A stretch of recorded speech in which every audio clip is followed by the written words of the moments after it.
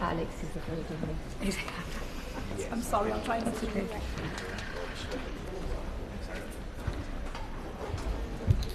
Before the Chief Secretary to the Prime Minister comes to the dispatch box to make the statement, it has been brought to my attention, to the Chair's attention, that possibly information has not been shared in due time.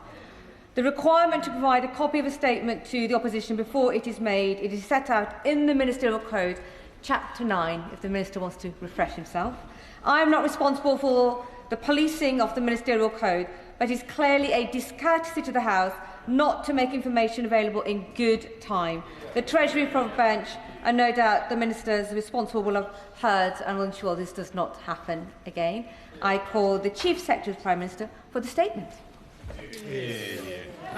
Thank you, Madam Deputy Speaker. And first, may I apologise to the House if we were a few minutes short of the standard 45 minutes to an hour prior to the statement in publishing the document, but can confirm they've now been laid to the House and are available on gov.uk. With permission, Madam Deputy Speaker, I'd like to make a statement to update the House on the Government's response to the humble address of the 4th of February. The Government committed to responding to that humble address, and today I can confirm that we are releasing a first tranche of documents which have been laid in the House in advance of this statement and are now published on gov.uk for the public. There are further tranches of documents to come as officials work through the humble address's full scope. Madam Deputy Speaker, it is important to recognise the strength of feeling on all sides of the House, my own included, of the disgust and horror at the nature and extent of the relationship that Peter Mandelson maintained with Jeffrey Epstein, despite his criminal conviction for abusing a vulnerable young girl, including encouraging Jeffrey Epstein to then fight that conviction. Jeffrey Epstein was a despicable criminal who committed the most horrifying and disgusting crimes that destroyed the lives of countless women and girls. What he did is, of course, unforgivable, and his victims, I know, will be in the thoughts and prayers of all members across this House as we debate these issues today. Those victims will always be our first priority, and Peter Mandelson's behaviour was an insult to them and their suffering. And can I say, Madam Deputy Speaker, that I am therefore sorry that these events leave those victims with no choice but to relive their horrors with still too little justice being served. That is why there is, I think, Madam Deputy Speaker, a cross-party consensus in this House for full transparency and accountability, why anybody with knowledge must cooperate with inquiries, whether in the United Kingdom or elsewhere, and why the Government is therefore committed to publishing all documents relevant to the humble address. Madam Deputy Speaker, the Prime Minister has taken responsibility for Peter Mandelson's appointment as Ambassador to the United States. He has acknowledged it was a mistake and has apologised, not least for believing Peter Mandelson's lies. As the Government has said previously, there are specific documents that this Government would like to have been able to disclose today, but which the Metropolitan Police have asked us not to do so yet, in order to avoid prejudicing their ongoing criminal investigation into Peter Mandelson. We have agreed to that request. We will therefore publish these documents in the future as soon as the Metropolitan Police have confirmed it will no longer prejudice their investigation. The Government must, as the House already understands, also carefully assess the risk of prejudicing UK national security or international relations posed by the release of any official documents. Any such material will and is being referred to the Intelligence and Security Committee of this House. I thank the committee for their assistance in this matter and can confirm to the House that the committee has agreed with a limited redaction requested by the Government in relation to one document that we are publishing today. Outside of this arrangement, this process does not change the important and well-established constitutional principle that national security and international relations judgments are ultimately for the Government. Madam Deputy Speaker, on today's release, the documents specifically relate to the decision to appoint Peter Mandelson as Ambassador to the United States and the discussions that subsequently led to his dismissal. These include the Cabinet Office due diligence report, which was passed to number 10 prior to Peter Manderson's appointment. Information provided to my right honourable friend, the Prime Minister, regarding whether full due process was followed during Peter Manderson's appointment. Papers relating to Peter Manderson's appointment as His Majesty's Ambassador to the United States, and minutes of meetings relating to the decision to appoint him, and details of the severance payments made to Peter Manderson after the Prime Minister instructed he be withdrawn as Ambassador, thereby terminating his employment by the Civil Service. Whilst the documents point to public reports of an ongoing relationship between Peter Manderson and Jeffrey Epstein, the advice did not expose the depth and extent of their relationship, which only became apparent after the release of further files by Bloomberg and then the United States Department for Justice. After the Prime Minister reviewed the Cabinet Office due diligence that noted public reporting on Peter Manderson's relationship with Jeffrey Epstein, questions were put to Peter Mandelson by advisers in number 10, as Right Honourable and Honourable members can see referred to on pages 8 and 94 of the bundle, and Peter Mandelson responded. These are matters that are currently the subject of an ongoing police investigation, and we will publish this document when the investigation allows. When we do, the House will be able to see Peter Mandelson's answers for themselves, which the Prime Minister regrets believing.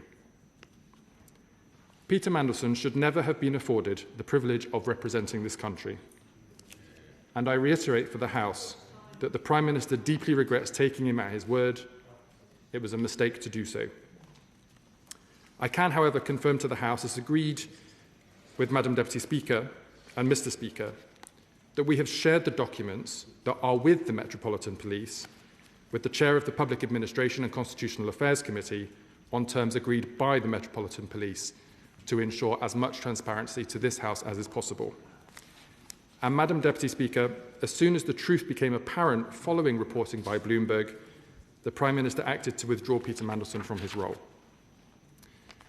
I'm sure that Right Honourable and Honourable members across the House will also read in these documents with interest how Peter Mandelson conducted himself after his withdrawal as Ambassador. As the documents show, regarding his severance payment, Peter Mandelson initially requested a sum that was substantially larger than the final payment. Not just 2 or even 3 times, but more than 6 times the final amount, despite the fact that he was withdrawn from Washington because he had lost the confidence of the Prime Minister. The government obviously found that to be inappropriate and unacceptable. The settlement that was agreed was to avoid even higher further costs involving a drawn-out legal claim at the Employment Tribunal, given Peter Mandelson's employment as a civil servant rather than a minister. The House will know that ministers can be dismissed without recourse to the Employment Tribunal. Civil servants are treated differently. The government is committed to complying with the humble address. Further work is ongoing to compile the rest of the information that is in its scope. The government recognises the urgency with which this work must be completed, and the government will, of course, keep members updated as that work progresses. But we know that these documents also reveal that the due diligence process fell short of what is required. We have already taken steps to address weaknesses in the system and to ensure that when standards of behaviour fall short of the high standards expected, that there will be more serious consequences. We have launched the Ethics and Integrity Commission to promote the highest standards in public life. And we are changing the process for direct ministerial appointments, including politically appointed diplomatic roles, so that where the role requires access to highly classified material, the candidate must have passed national security vetting before such appointments are announced or confirmed. Ministers will now be expected to forego severance payments following a serious breach of the Ministerial Code, and we have given the independent adviser the power to initiate investigations into ministerial misconduct without the need to seek the Prime Minister's permission first. The Prime Minister has also strengthened the Ministerial Code with stricter rules on gifts and hospitality, and we have asked the Lords Conduct Committee to review the Code of Conduct to consider what changes are required to ensure that peers can be removed when they've brought the House into disrepute in the other place. We are also exploring whether the committee can tighten rules on lobbying and paid advocacy to bring the Lords in line with the Commons procedures. Madam Deputy Speaker, I want to note that the vast majority of individuals who apply to public service do so with the best of intentions. However, it is right that following the Peter Mandelson case, we ask questions about how we can further strengthen the rules and processes that underpin the operation of government. And we have appointed Baroness Anderson of Stoke-on-Trent in the other House to support this work on standards and constitutional reform as a new minister in the Cabinet Office. I can also announce that the Prime Minister has asked the Ethics and Integrity Commission to conduct a review of the current arrangements relating to financial disclosures for ministers and senior officials, transparency around lobbying and the business appointment rules. And we are conducting a review of the national security vetting system to ensure we learn the lessons from the policy and process weaknesses related to Peter Mandelson's case. Madam Deputy Speaker, let me conclude by reiterating that the whole House will agree that Jeffrey Epstein was a disgusting individual, and Peter Mandelson's decision to put their relationship before his victims and the vulnerable is reprehensible. As the Prime Minister has said, the victims of Epstein have lived with trauma that most of us can barely comprehend. They've had to relive it again and again, and they have had to see accountability delayed and too often denied. We must all learn this hard lesson and end a culture which dismisses women's experiences far, far too often and too easily. Peter Mandelson should never have been appointed, and the government will comply with the humble address. I will update the House further in due course, and Madam Deputy Speaker, I commend the statement to the House. I call the Shadow Chancellor of the Duchy of Lancaster. Thank you very much, Madam Deputy Speaker, and thank you for your remarks at the outset of this statement. I do thank the Minister for advance sight of the statement that I received at 1:30, but I will note that this whole business is really about transparency. And the fact is that the government has had to be dragged to do this by members of this House, by members on both sides of this House, and so to produce a 135-page document and put it online 23 minutes before this debate is really not acceptable at all. And I do respect the Chief Secretary coming and doing this himself, but it really ought to be the Prime Minister sitting there, because all of this is about the Prime Minister's judgment.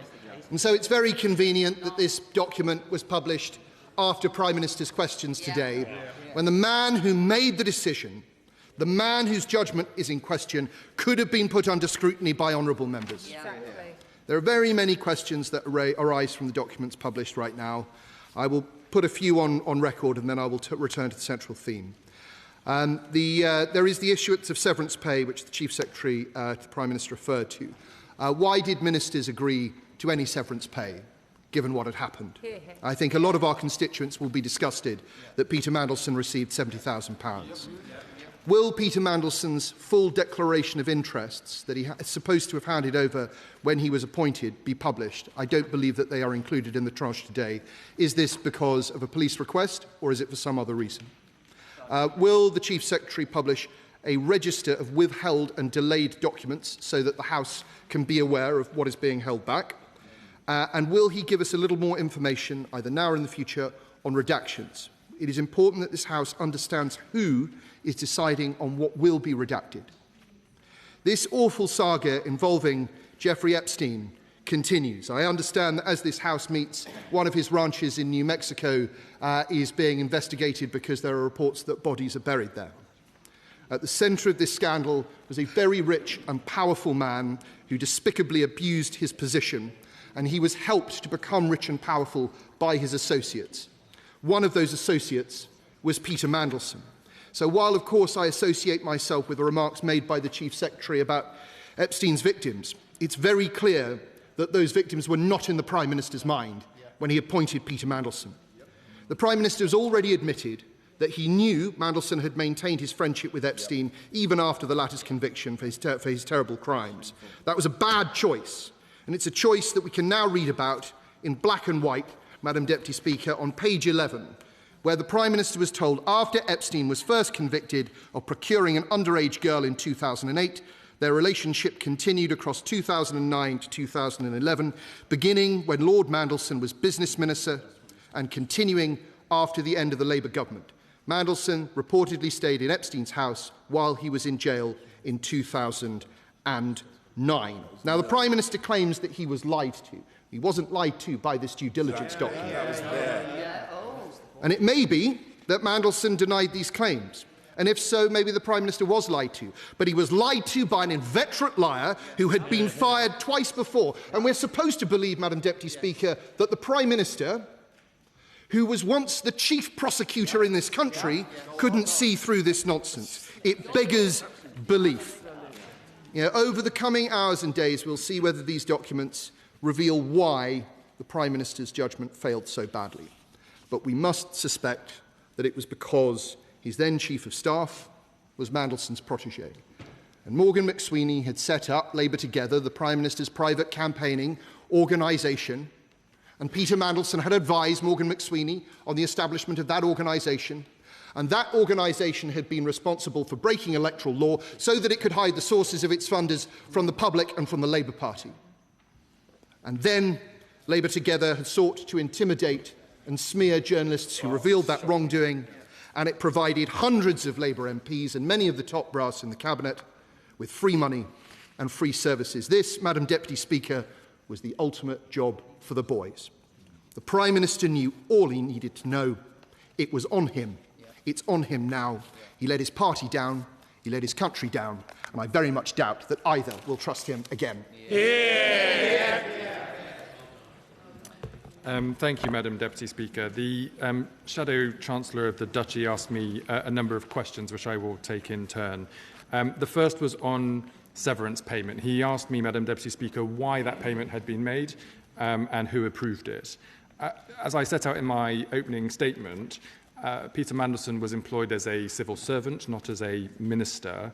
That meant that on his summary dismissal by the Prime Minister, he had the right to take a claim to the Employment Tribunal. As you can see in the documents, Peter Mandelson asked for a much larger sum, with the implied threat that that would be taken through legal proceedings with associated legal costs. We, the government, wouldn't have wanted to pay £1 to Peter Mandelson. But in contrast to the cost to the taxpayer of Employment Tribunal legal fees, and maybe a payment that in the advice would have been higher than the amount that was given, the government reluctantly agreed to that award. The Prime Minister has since said that Peter Mandelson should either return that money or donate it. On the question of who approved the severance payment, the House will see from the documents that the request from the Foreign Office was made to the Treasury. The payment was approved in line with Treasury business rules, albeit reluctantly, and with an express condition that a non-disclosure agreement was not allowed in these circumstances. And for the sake of completeness, there is reference in the bundle to that business case requiring my approval, and I can confirm to the House I did not receive that request or indeed approve it. The Shadow Chancellor of the Duchy of Lancaster asked me then about some of the documents, namely about redactions and a register of withheld documents. On the question of a register of withheld documents, with permission, Madam Deputy Speaker, I would need to take that away to take advice from lawyers and the Metropolitan Police to be able to say whether these documents are being held for their criminal investigation or not. I hope that the House is somewhat reassured by the mechanism we have been able to establish with the chair of the Select Committee, who has sight of these documents, albeit in a contained and controlled way. Redactions in the documents that are made by government are only to protect the names and contact details for junior civil servants, as is due practice. Other redactions that relate to international security and international relations are done with the approval of the Intelligence and Select Committee. He lastly asked me about the report from the Cabinet Office to the Prime Minister. As I've said in my opening statement, the Prime Minister did ask subsequent questions of Peter Mandelson following that report being submitted by the Cabinet Office. These questions were undertaken by his advisers in number 10, and whilst this is a document that we can't publish at this time, the Prime Minister is very clear that he regrets having believed the lies that Peter Mandelson put before him. Rachael Maskell. Madam Deputy Speaker, clearly Peter Mandelson's associations bring a real stench to the appointment processes, but I want to know about the business associations and the way that they are scrutinised within the process, because clearly we know that Peter Mandelson's PR company, Global Counsel, had strong associations, a client in fact, Palantir, who has won lucrative contracts from successive governments. I want to understand if the papers demonstrate those associations and the associations that Peter Mandelson then brought into government. My honourable friend will see from the documents being published today that those commercial interests were raised by the Cabinet Office and established processes were put in place where new members of the civil service have to remove those commercial interests before taking office. And there is some commentary in the bundle about the conversation with Peter Mandelson in advance of his appointment as Ambassador to the United States, specifically about that question. Having said all of that, part of the review that we are now taking forward is another look at the business appointment rules to make sure that the processes that were applied in these circumstances are robust enough in the situation in which we're discussing. And if we need to further strengthen them, we stand ready to do so. The Leader of the Liberal Democrats, Sir Davey. Thank you, Madam Deputy Speaker. And can I thank the Chief Secretary for advance sight of his statement. It is a stain on our nation that we're even having to go through this. It's right that we keep Epstein's victims, survivors and families at the front of our minds. Today, Madam Deputy Speaker, marks the first day of Britain's own Epstein files. And for a close friend of Epstein to have been made Britain's ambassador to the United States is a shameful part of this affair that is the Prime Minister's responsibility. It is disappointing that he is not here now to answer for that and his catastrophic failure of judgment with respect to Mandelson. Peter Mandelson's close relationship with Jeffrey Epstein and the fact that it continued long after Epstein's conviction for child sex trafficking have been reported by both Channel 4 dispatchers in 2019 and the Financial Times in 2023.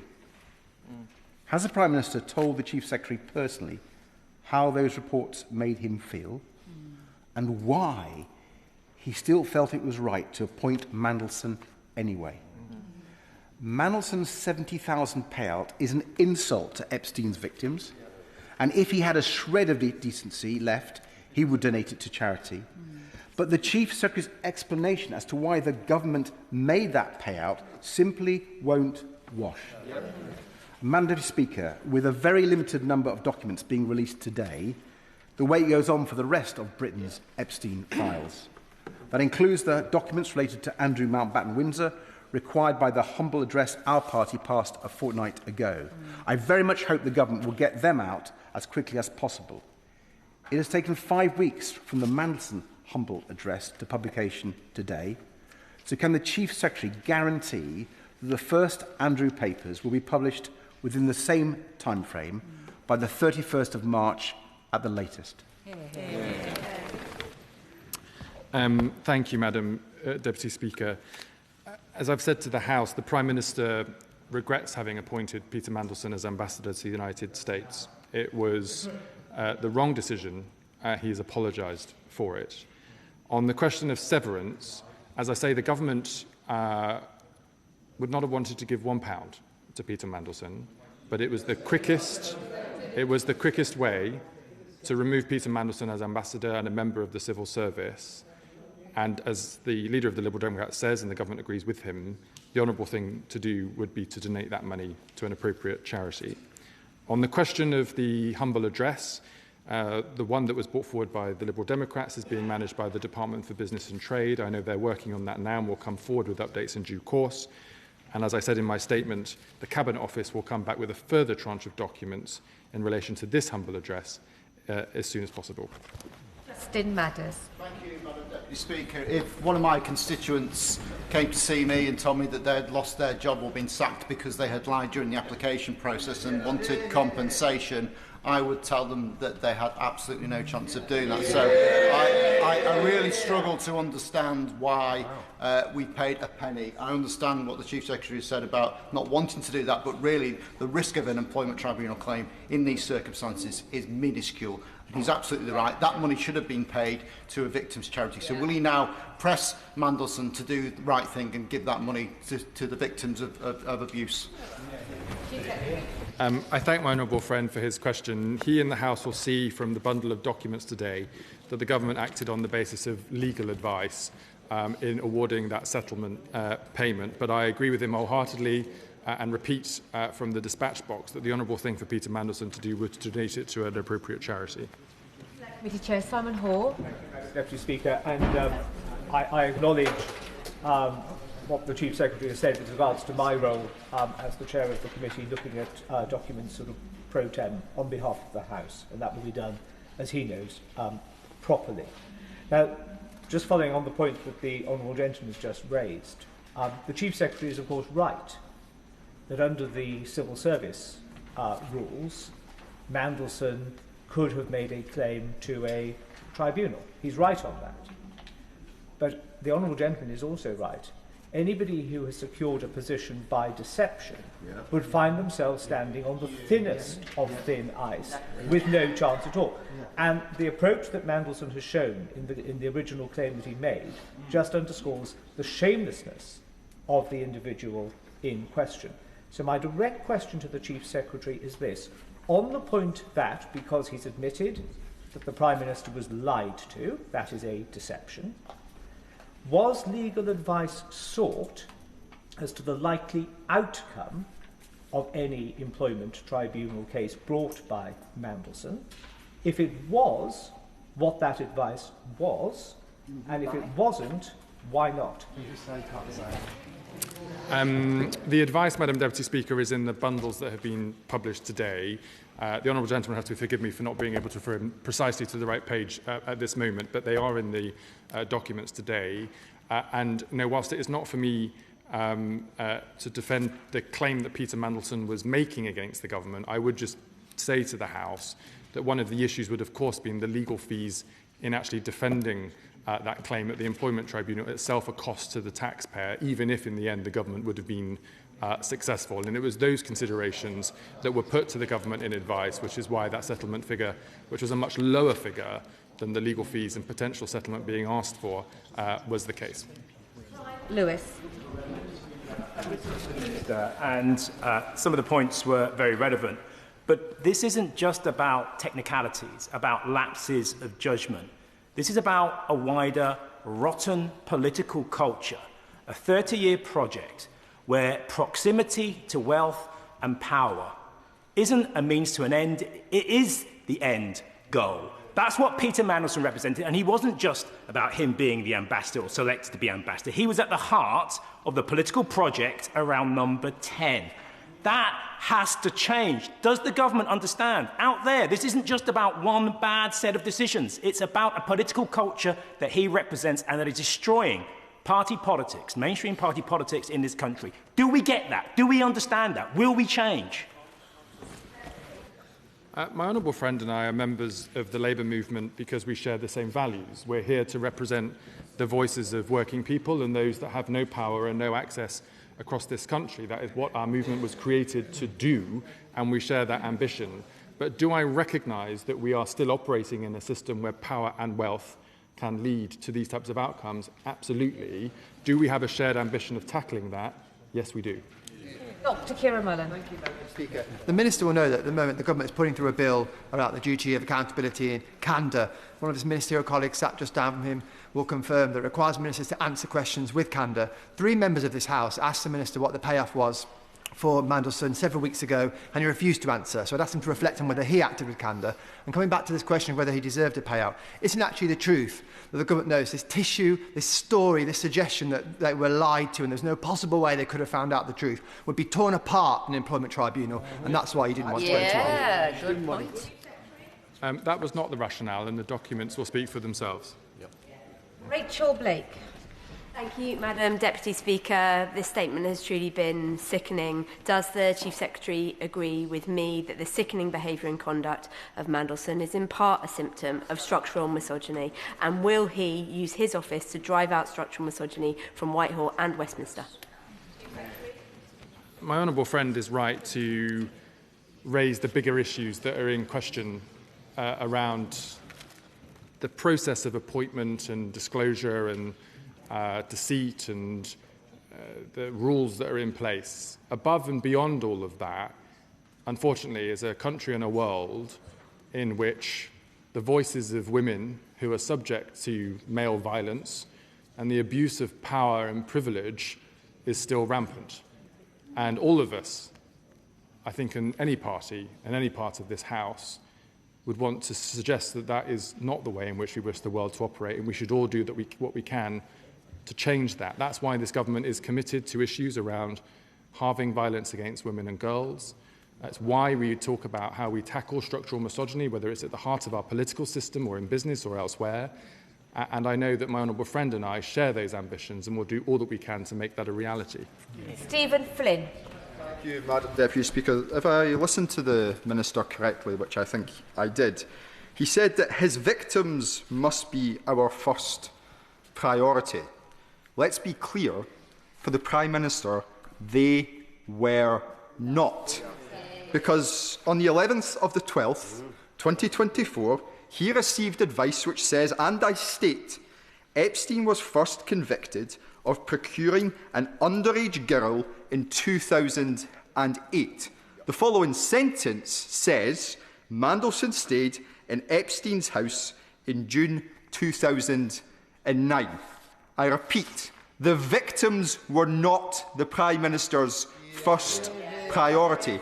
So that being the case, how can the Minister, with a straight face, stand at that dispatch box and say we must learn this hard lesson and end a culture which dismisses women's experiences, when it was the Prime Minister who chose to ignore those experiences, ignore those facts, and appoint Peter Mandelson in the first place? The honourable member will have heard from my, forgive me, the right honourable member will have heard from my statement that in response to the reported allegations that are listed in the Cabinet Office due diligence, these were, of course, at the time, allegations, questions were put to Peter Mandelson by Number 10 advisers. His responses to those questions are part of documents that we are not yet able to publish, but that we would have liked to have been able to publish today. Since then, the Prime Minister has made it very clear that Peter Mandelson lied to him. He regrets believing those lies, and if the depth and extent of that relationship, which nobody in this House understood until the Bloomberg publication of documents and the US Department of Justice disclosures, he would never have appointed him in the first place. Steve Witherden. Thank you, Madam Deputy Speaker. The release of documents outlining what was known about Mandelson's association with Epstein is welcome. Mandelson's avarice, his business connections and his malign influence within the Labour Party are simultaneously why he was made ambassador and why he was useful to Epstein. Does my right honourable friend agree that we should be seeking to distance ourselves from flawed democracies that are drifting towards authoritarianism, such as the United States, rather than using those associated with sex offenders in order to strengthen such relationships? My honourable friend will know from the statements of the Prime Minister and the documents being published today that he regrets having ever appointed Peter Mandelson as ambassador to the United States, and that in our country we rightly respect the rules that are in place that need to be observed, that there must be clear consequences for people who breach them, and as I've said in earlier answers, that even in our country we have much further to go to tackle violence against women and girls and structural misogyny, and that we should all have a shared ambition for tackling that as quickly as possible. Sir Julian Lewis. The Chief Secretary deserves our admiration for always being calm and courteous, even in the most trying circumstances, but he really mustn't take us for fools. Oh, yeah. Peter Mandelson had a reputation as one of the most slippery and sleazy characters in modern British politics. The Chief Secretary confirms that the Prime Minister was warned about what Mandelson had done in continuing a relationship with Epstein after he had been sent to jail for abusing a young girl. He is saying that, well, the Prime Minister didn't know the depth of this relationship. Is he really expecting us to believe that a shallow relationship with a convicted paedophile is okay? I would just say to the Right Honourable Gentleman that at the time of the appointment, there were public comments from Peter Mandelson, I think in a Financial Times interview, where he had said that his relationship had ended much earlier than documents now show was to be the case. On the back of the Cabinet Office reports about those newspaper stories, the Prime Minister had further questions put to Peter Mandelson, documents for which we will be able to publish in due course, and that's why the Prime Minister says that he regrets having believed Peter Mandelson's lies and wished he'd never appointed him in the first place. Byrne. The appointment of Lord Mandelson was not just a catastrophic error of judgment that has caused profound damage to this government's reputation. It was the result of a clique at the top of the party, as we have seen with the Morgan McSweeney and Labour Together scandal, for which I and colleagues on these benches have called for the Prime Minister and General Secretary of the Labour Party to launch an independent investigation into. So can the Chief Secretary to the Prime Minister outline what structural safeguards are being implemented today to ensure that cronyism never again overrides the national interest in high-level appointments? Well said. I refer my honourable friend to the list of changes that the government is undertaking from my statement earlier, from the work of the Ethics and Integrity Commission to a review of the business appointment rules to looking at the role of lobbying and transparency to make sure there are consequences for the few people who do seek to breach those rules. And together, alongside with the Duty of Candour Bill, which has been mentioned in the debate so far, this will be the widest range of changes to our ethics and standards framework in many, many years, if not a generation. I will just reiterate, as I did in my statement, that the vast majority of public servants serve the public for the right reasons and adhere to the rules. But evidently, when there are those that seek to evade them, we need to ensure that we're more effective at catching that in the future. Jeremy Corbyn. Thank you, Madam Deputy Speaker. I find this faux outrage about Mandelson really astonishing. He was a man that was closely involved with the current Prime Minister, the leadership of the Labour Party, ever since Tony Blair, and very closely since 2020. They must have known his character. They must have known what he was like. In the documents that the government is now producing, will we know every piece of advice that was given to the Prime Minister by his officials and by the Foreign Office, and specifically, will there be a record of any verbal briefings given to the Prime Minister before he made this calamitous decision to send Mandelson to Washington? I think the public need to know why the Prime Minister, despite all the knowledge about Mandelson, felt the need to go ahead with this appointment. To answer the Right Honourable Gentleman's question, the tranche of documents today that relate to the appointment and then the dismissal of Peter Mandelson as ambassador are inclusive of all of the documents held by government, bar those which have been held back by the Metropolitan Police for their criminal investigation. There are no other further documents that have not been published. John Slinger. Madam Deputy Speaker, the Prime Minister rightly called for the removal of peerages from disgraced peers. So can the Chief Secretary set out to the House when we might have an update about the proposed legislation in that regard? Can I thank my honourable friend for the question? As the House knows from previous statements on this issue, we want to ensure that where people break the rules, there are consequences for that behaviour. One of the areas where this was not the case was the appointment of life peerages in the other place, where there were no provisions for taking a peerage from somebody in any circumstance, which has been a problem in the past in relation to criminal convictions and other disreputable behaviour.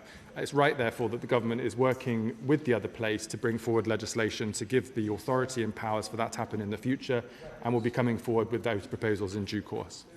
Smith. Mr. Speaker, two Global Council clients benefited from direct government defence awards. There were Global Council staff flying to Washington parties to join Peter Mandelson. Could the Minister confirm that either in this bundle or in future documents there will be a rigorous view and report to Parliament of the background to those awards, and to all of the parties? There'll be guest lists for those parties, just so that Parliament can see what happened and how we improve things and make sure that never happens again.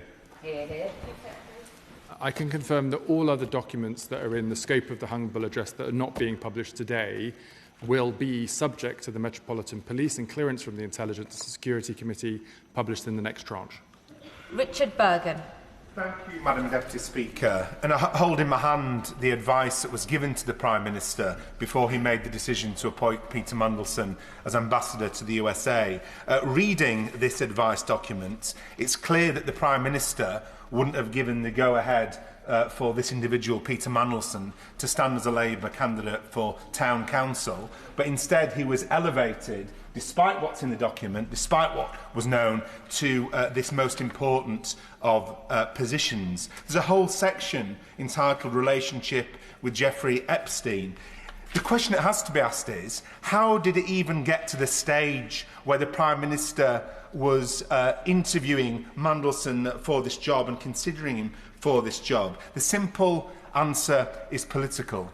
It's because it suited the interests of a tiny faction in the Labour Party, funded by big business, who wanted Mandelson at the heart of things in order to shift a Labour government away from the agenda that a real Labour government should have. That's why Mandelson was popular with these people. That's why he was one of their favoured sons. And that's why, despite his despicable character, despite his greed and his avarice, he was put in this position despite what was known. Isn't that the case?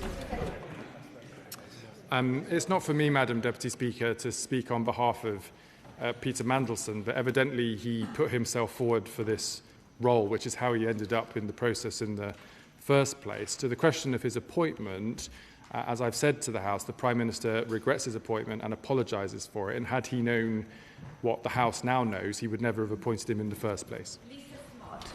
Much, Madam Deputy Speaker. In his remarks, the Chief Secretary mentions policy and process weaknesses in our political system, and he's right to do so, but surely the real failure is one of the Prime Minister's judgment.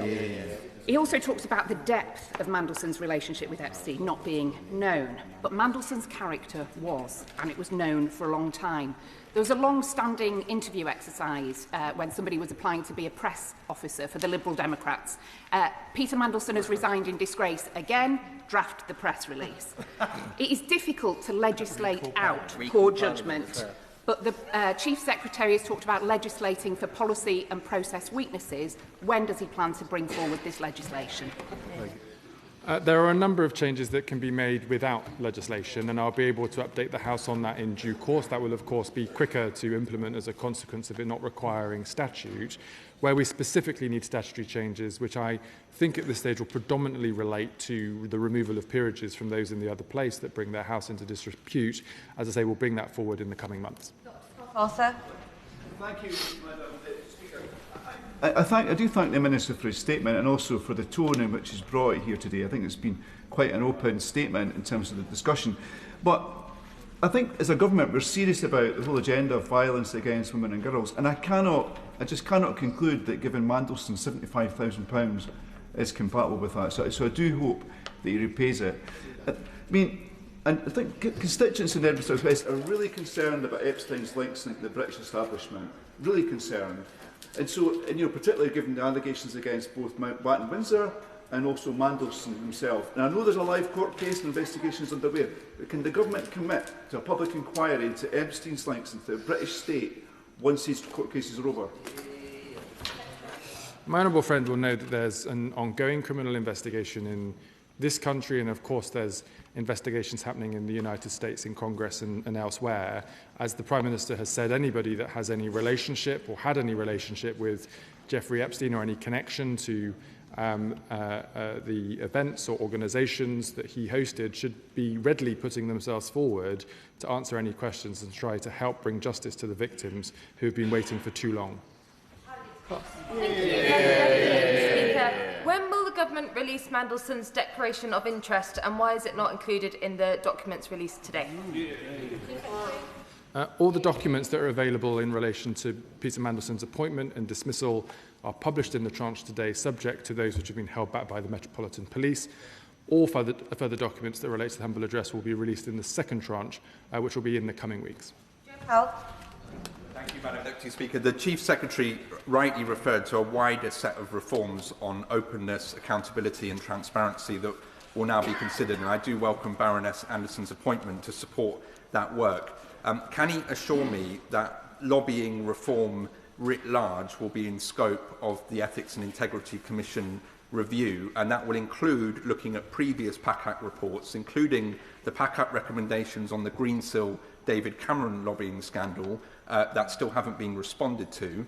And does he also agree that the antidote to the distrust that we've seen in politics can be better public participation? So I do want to acknowledge the launch of the Citizen Assembly yesterday, and I personally believe that more citizen assemblies is the way to put power closer to the people and away from power and wealth in this country. Can I thank my honourable friend for his question and also pay tribute to him for his years of work on this issue. I can confirm that the wide-ranging set of reviews that are taking place today will happily receive submissions from him and others in this place and the other place, should they wish to make them, and we'll be looking at current and previous reports from the relevant committees in the normal way. Thank you.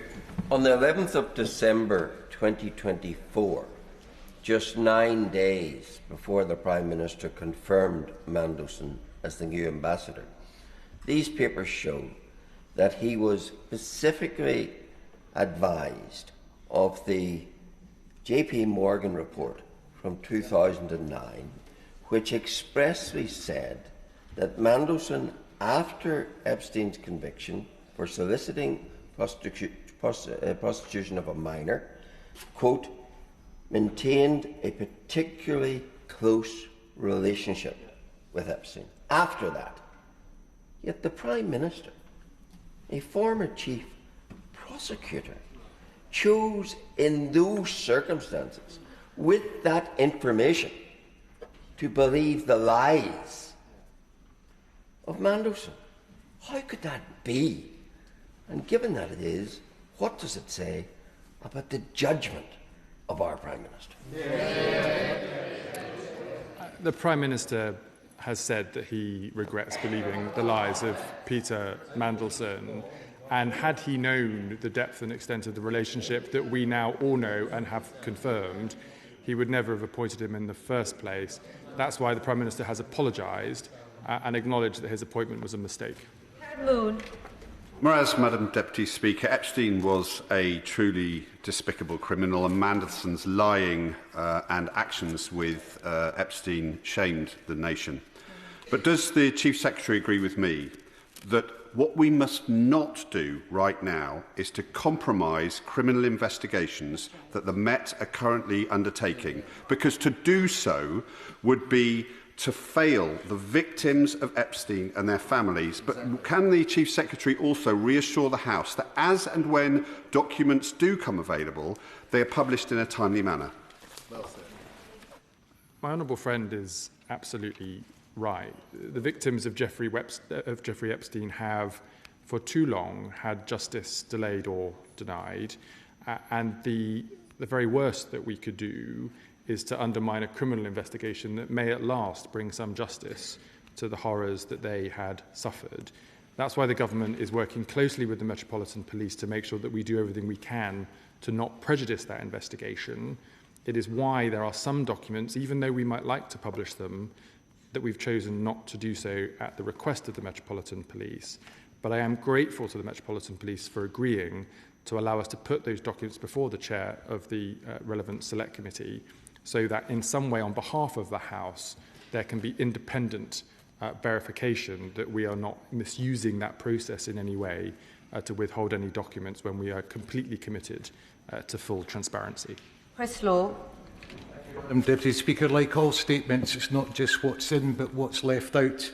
We learned today that the due diligence, which has not been spoken about in any detail in the statement, provided to Prime Minister Keir Starmer before Peter Mandelson's appointment as a US ambassador, warned in it will quote, a general reputational risk.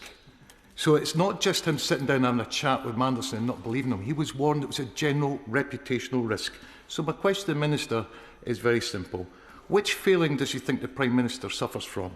Ignorance, arrogance, or both? The Prime Minister has apologised for appointing Peter Mandelson as the ambassador to the United States. He believed the lies that Peter Mandelson put to him in response to questions about his relationship with Jeffrey Epstein. And as soon as all of us, including the Prime Minister, became aware that those were indeed lies, with the publication of documents from Bloomberg and the United States Department of Justice, he was dismissed promptly. Thank you, Madam Deputy Speaker.